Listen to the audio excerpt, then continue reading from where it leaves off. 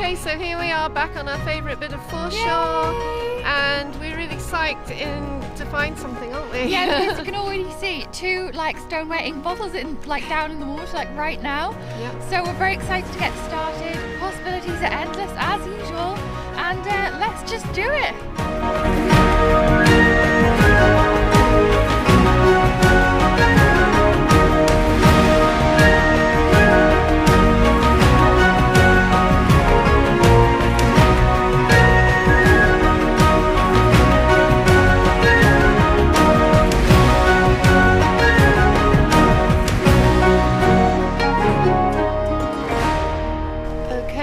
First finds is down here in the water, and as you can see the water goes quite deep really suddenly. It does.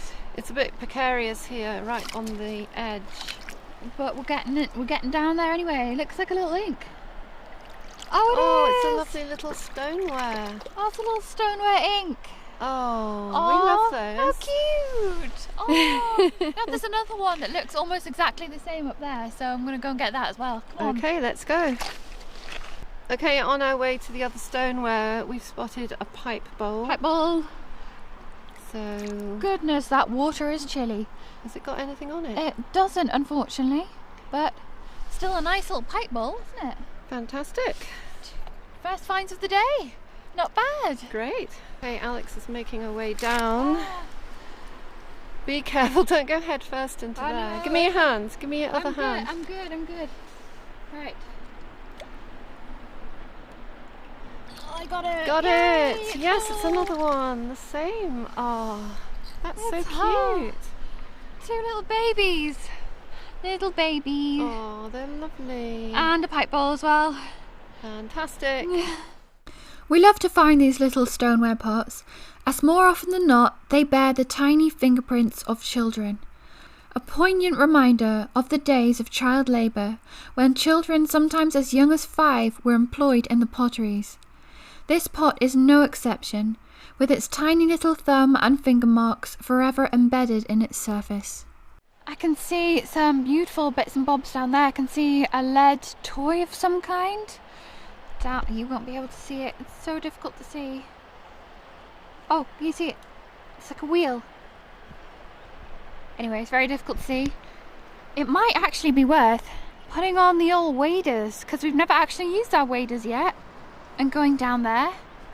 Although still it would be quite dangerous because the water is quite fast flowing.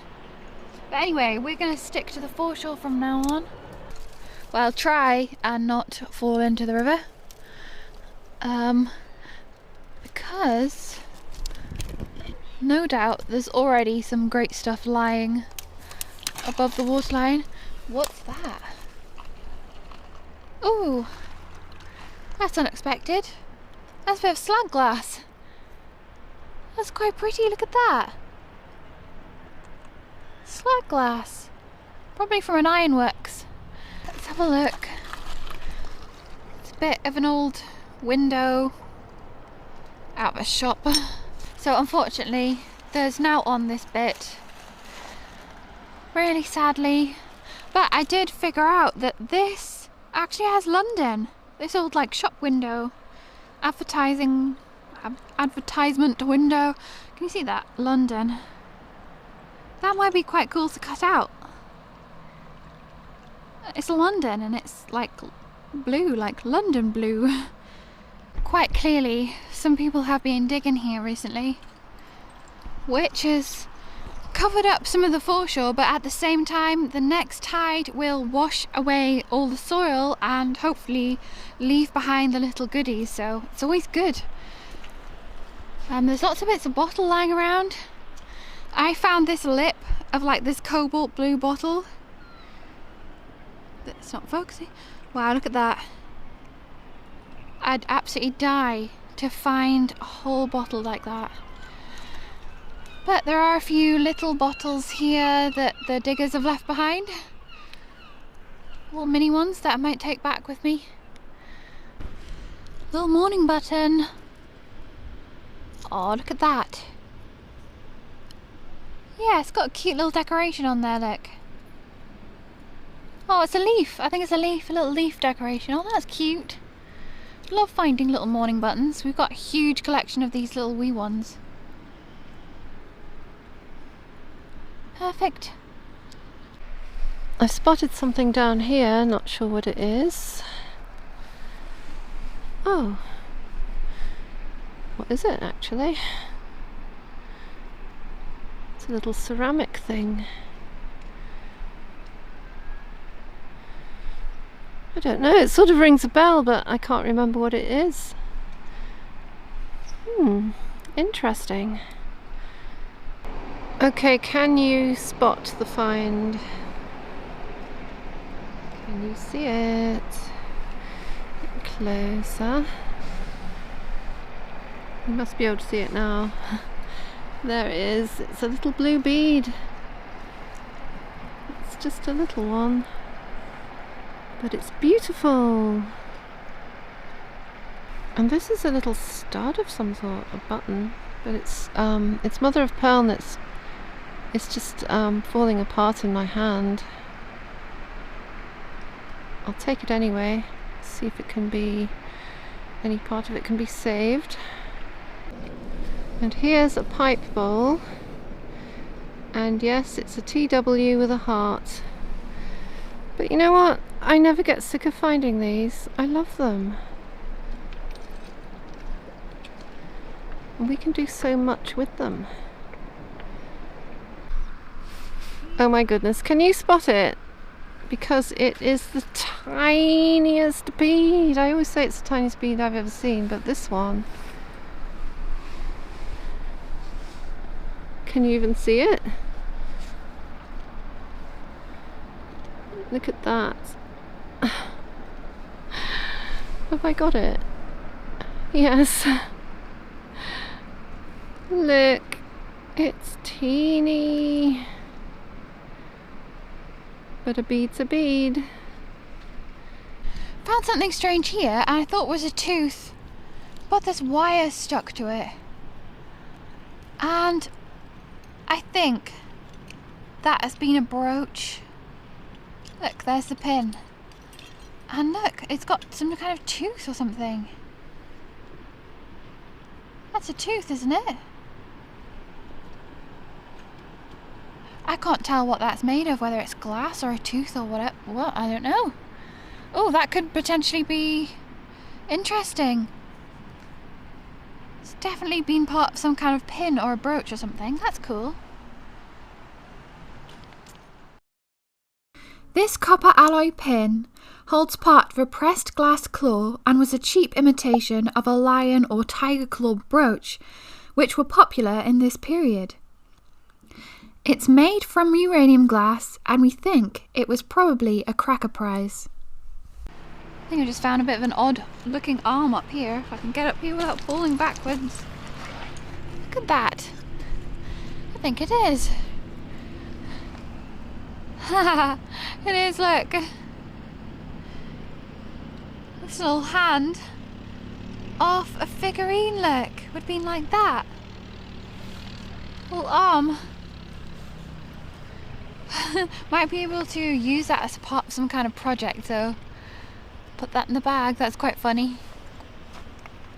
There's a cheeky pipe here dangling out of the roots, so let's have a gander. Oh, it's spiky. Oh, look, I recognise this one. For Old Lang Syne. Is it? Oh. Another for Old Lang Syne pipe. It's funny because it's almost 2022, so it's almost New Year, and we found one not too long ago either, so that's quite cool. For Old Lang Syne. From the poem, of course, that was written by old Rabbie Burns. And Mum's found something exciting over there. Cool. So here I found some kind of weird stopper. Strange glassy stopper. And I think I've spot a little button, a little brass button. Might have something on it. Might be a bit worn, but we'll have to see when we get home. Victorian and Edwardian babies' feeding bottles came in all manner of designs, shapes and sizes, but there was one particular design that proved to be a killer. It was invented to allow the baby to be able to feed itself without having to hold onto the heavy bottles, which then of course were all made of glass or stoneware. A stopper such as the one we found would have had a long rubber tube attached on the end, of which was a bone ring and a rubber teat. The trouble with this design was the fact that the rubber, being porous, was almost impossible to clean. It would absorb dangerous bacteria, causing often fatal diseases in babies. A true understanding of the dangers of germs didn't come till the mid-19th century with the breakthrough research of Louis Pasteur. But things were slow to change, as this article in the Dundee People's Journal of the 3rd of March 1917 shows. The dirty feeding bottle. Grave danger lurks in the feeding bottle, especially is the case with those having a long rubber tube which is utterly impossible to clean. The simplest and best feeding bottles is that shaped like a boat, which has a transparent rubber teat. Unless the bottle is kept absolutely clean, no matter how fresh the milk may be, it will sour and dirty and cause diarrhea. It is tragic that so many babies had to die before the public became fully aware of the dangers of bacteria, especially in relation to infant feeding. Let's hope that the baby who fed from the bottle this stopper was from didn't suffer a similar fate to the thousands of poor little souls who lost their lives in this way. Down here is a lid, I think. Yes, it is. A glass lid.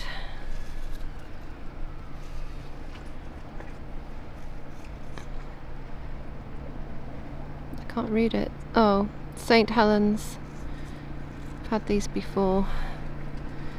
It might fit a jar that we've got. It was written by... Oh, I think I found something really exciting. Well, it is to me. Mum found something exciting over there. I think it's a bobbin. Cool. I think it's a bobbin handle. Oh. Or it could be a tuning peg out of a musical it's instrument. a lace bobbin. Isn't that lovely? Is that what it is? It's either a bobbin or a tuning peg. Oh, it depends what the end is, I suppose. Yeah. That's cool. Further investigate that, but it's what's it lovely. made of? That's It's made of beautiful. bone or... Yes. I think it's bone or ivory. Oh wow, I like that. Isn't that lovely? I love that. We don't actually know what this little bone object was used for. At first it looked like a small lace bobbin, but the end is too small to accommodate much thread, and we can find no similar example. If anyone watching has any ideas, we would love you to comment below with your thoughts. Stuff just tumbles down behind you. Wow, that's a good find. Be interesting looking it up and see if we can find any matching examples. Yeah, I love it. I love anything made of bone.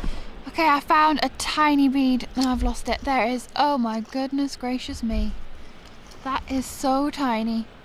I know I keep saying it. I say it every time I find a bead this tiny. It's probably part of some kind of beadwork, a pin cushion, or maybe on some kind of clothing or a lampshade or something. It's very popular in the Victorian era. I still don't know how they made beads this tiny though. That's crazy. Happy little bottle stopper. I thought this might have been a doll's leg or something. I'm not sure what it was though. The end of it is broken, unfortunately. So I'm not sure I'll be able to find out. Lovely little mud corbel hiding there. My first one of the day. Cool.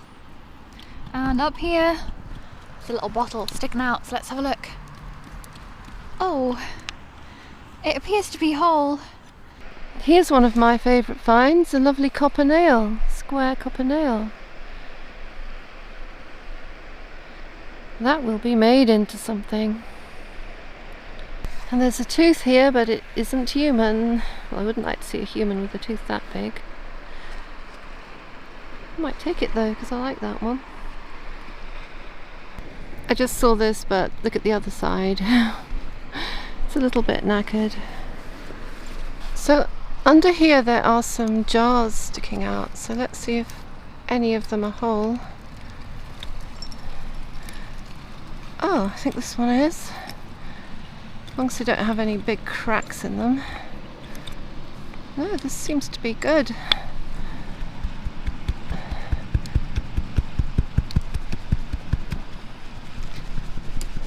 And get the mud out of it. I'll do that in a minute. Let's see if this one is whole. I think the whole bank might come down. Oh, no.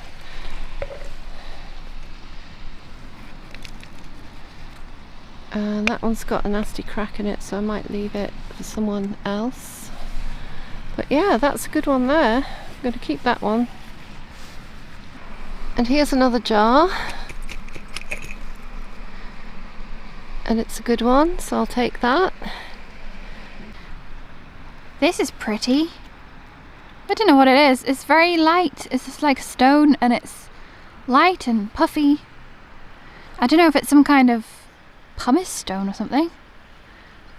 Some kind of volcanic rock. It's quite cool. Ooh, I just disturbed some of the ground here as I was trying to get down there. I see something down there, but look. Yay, it's a knuckle bone. Oh, it's a white one. And it's in really good condition. I love that. We love finding these. This little porcelain cube is a piece from a children's game of knucklebones. The game has been known as snobs, tally, dibs, five stones, jacks and allygobs, but there are many other regional names for the game. It is one of the most ancient games still played today and has origins in many different world cultures, including ancient Greece, from which this version is derived. The name comes from the use of knucklebones of sheep as the playing pieces. There would have been 5 ridged cubes in this game and a ceramic ball that measured about an inch in diameter. The cubes come in all sorts of colours and we absolutely love to find them. Okay, I just dug the crustiest pipe out ever, but it looks as if it's got a pattern on it. Do you know what oh no, it can't be a hoof because hoofs don't have hair on their hoof. Not sure what it is. Can you see that? What's going on? Oh! It's got some sort of pattern on it. Yeah. What's that? It's like hairy. It's a hairy pipe. It needs a good wash. How weird. It's got like a hair. Yeah, that's weird. So Mum's given it a wash and it just looks very hairy. It's a hairy clay pipe bowl. We've never found anything like that before. That's cool, isn't it? I like that. It's a little blue thing down here and I have my suspicions that it's a little bead. And yes, it is. It's a little blue bead. A little wound glass bead. How cool is that? So that would have been handmade. Oh, isn't it perfect? Beautiful. While struggling up the bank, we've got a whole, well, a whole half. Part of a small slate. And it's got the little lines on it. I don't know if you can see those. Oh yeah. Where children would have practiced their letters and numbers and writing. I love finding these. We often find fragments of slate that have lines and grids inscribed upon them. This suggests that they are not from a roof, but were used for the purpose of writing on with a slate pencil. The most common use of such slates was in schools on which children could learn their letters and sums. The marks made with the slate pencil could easily be wiped clean and the slate used over and over. This is believed to be where the saying, "a clean slate," came from. Another use of the slate was as a log slate on board ships. Columns would have been scored into them to record daily observations such as courses, wind direction, speed, etc., which later would have been permanently recorded in the ship's logbook. Thames mudlark Nicola White recently found one in the Thames mud. See below for links to her fascinating YouTube and Instagram accounts. Here's a little bag seal. I think it might be a Carr's flower bag seal. Cool. There's a bottle sticking out here. Is it whole? Yes, it is, and it's one of my favourite little green bubbly burst lips. Yay! Here is another little bottle, and it's so pretty. Look at it. What's not to like about that? Look.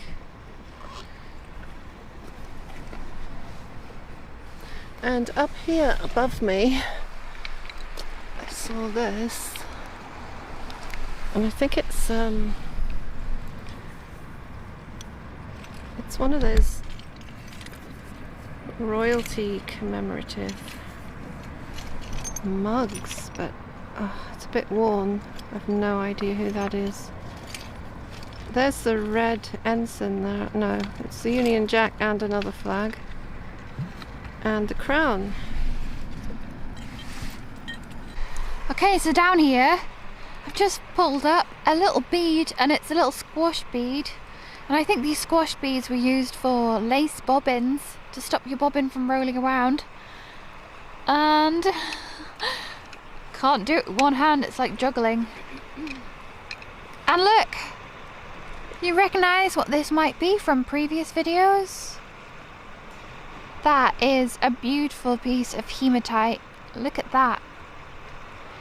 Which is basically just a kind of iron oxidization. So it's basically just iron.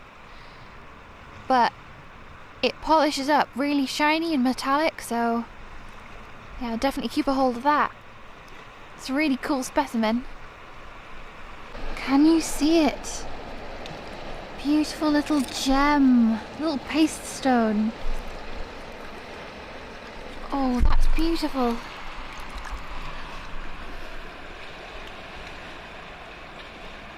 Perfect little round cut glass. I imagine it's glass, little paste stone. How cool is that?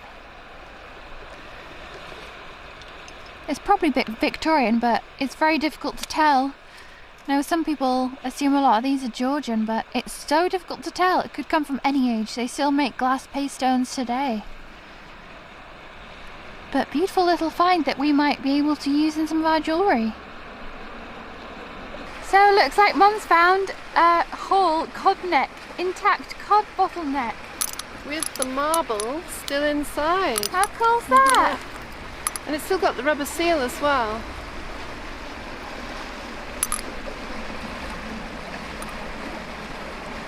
I'm scraping around down here and I found another pipe bowl. Oh! Wait a minute. I don't think it's quite, no, it's not quite whole, but look, it's got tooth marks in it. Oh my goodness. An almost complete Tennant's clay pipe with a heart on it. Whoops. And it's a Tennant of Newcastle. Tennants of Newcastle, and it will say William W. Tennant on that side. How cool is that? That's so cool. Isn't it? Has it got teeth marks in the end? Yeah, it does actually. You can see kind of on the profile where the teeth marks were. Can't focus it. So they probably snapped the end off deliberately. So in a sense it is whole, isn't it? Yeah, I suppose so. Fantastic. Got mud in my mouth now. Ugh. Cool. This is the most complete example of a Tennant's heart pipe that we have found so far. The Tennant family of pipe makers started in Berwick-upon-Tweed with Charles Tennant. This pipe was made by his son William, who operated a pipe works in Newcastle-upon-Tyne. This pipe is broken off at the very end, but the teeth marks reveal that it was still used after the event, suggesting that it may have been deliberately shortened so as not to get in the way of the smoker's activities. And down here, can you spot it? It's a cod marble. Oh my god. And here's one of those children's Victorian alphabet cups, and it's D and there's a little dog underneath it. That is cute. So I might keep that. I'll try not to snap this one in half. This piece of pottery here just looks like corn on the cob. That's so cool. And this water is actually freezing. So I don't know if I'll be poking my hand in it too often. And I wonder who this little chap is.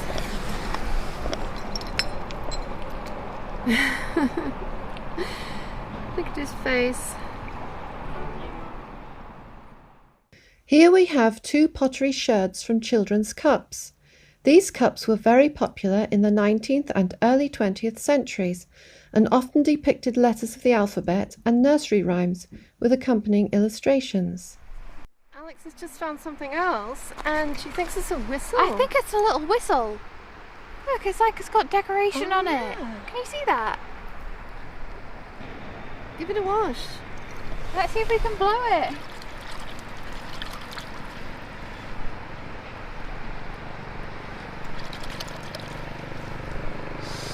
I think it's a bit too knackered. Well, I don't think you should be putting it in your mouth anyway. No, probably not. It's whole though, apart from the little tongue that goes inside. Fantastic. Look, that's where it was attached to something. Oh, that's where it was attached to something there. Yeah. Look, it's got decoration on it. This beautifully decorated little whistle seems to be made from a tin alloy and is probably a children's toy. Unfortunately though, it no longer makes a sound, but it's our second tin whistle found within the last 2 weeks. And a couple of things just sticking out down here. I found a pipe bowl, pretty plain one, but it's still a pipe bowl. And another one down here. Oh, no. I think that might be plain as well. But over here, that looks very suspiciously like a frozen Charlotte. It is! Look at her! Or him. Oh. He or she is headless though, unfortunately. Oh. But still, it's one for the collection. We have quite the collection of dismembered porcelain penny dolls these days, and for some reason it seems almost impossible to find them complete. These cheap little dolls were mass-produced in Germany, sometimes also Japan, and since the 1940s have become known as frozen Charlottes, based off the poem A Corpse Going to a Ball by American author Saber Smith. A couple of finds here. There's a bag seal and this massive piece of lead with a hole through it. It's either a fishing weight, but it seems too heavy for that. Some sort of weight for something. Alex has found this tiny little bird. It's so detailed and so tiny. It must be a cake decoration. It must be. Wow, how Look. did that even survive? It's like it's had a tiny bit of porcelain here, but it snapped off. Yeah, for sticking into a cake top. Yeah. Oh, that's lovely. I Wow. wonder if you could cast it. Yeah, that's what I'm thinking actually, but it might be a bit tricky. It's a bit of a tricky shape to cast. Yeah, it is. But I love it nonetheless. But fab. It always amazes us how some things survive being thrown in the bin, into the dust cart, tipped onto the rubbish dump, sitting there sometimes for over 100 years, slowly being swallowed up by other rubbish, which in time turns to soil, and then being dug up by modern bottle diggers, tossed onto the foreshore of a river and washed over by the tide. This little porcelain bed is no exception. It would have once adorned the wedding cake of a happy Victorian or Edwardian couple. This one would have had a short lug where the feet are to hold it onto the icing, and it was probably made in France. Later ones were glazed and had less definition. They often came attached to a gilt porcelain wedding ring, horseshoe, or even little shoes. We wonder what sort of married life the last owners of this little bird had, and we hope it was a happy one.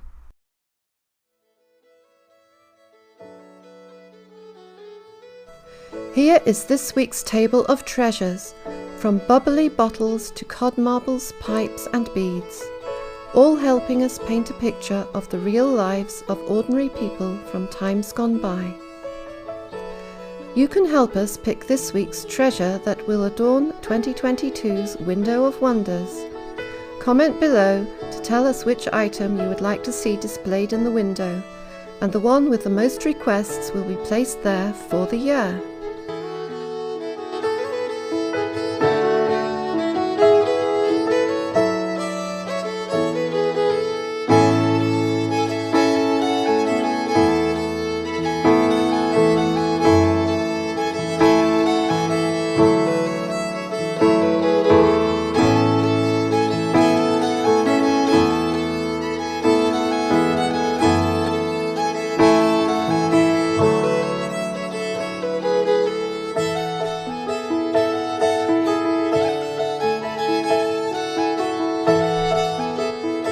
Okay, so we've had another great afternoon down by the river, and we found some great things, and we can't wait to get home and look at them, but of course you've already seen them. Of course, yeah, you've already seen them, so it's always weird talking to you at this point after we've already done the roundup, but we have actually had a great day and we found some great things. On that note, I think we'll say goodbye and thank you. So thank you to everyone who has donated to our channel. A big thank you to everyone who has liked, everyone who has commented, and of course to all of our patrons who help us every month and really help our channel to keep going. And of everyone who has done anything else to help our channel. Yeah, anything at all. We really appreciate it so much, and we love having you with us. Yeah, and we'll see you again next week. Bye.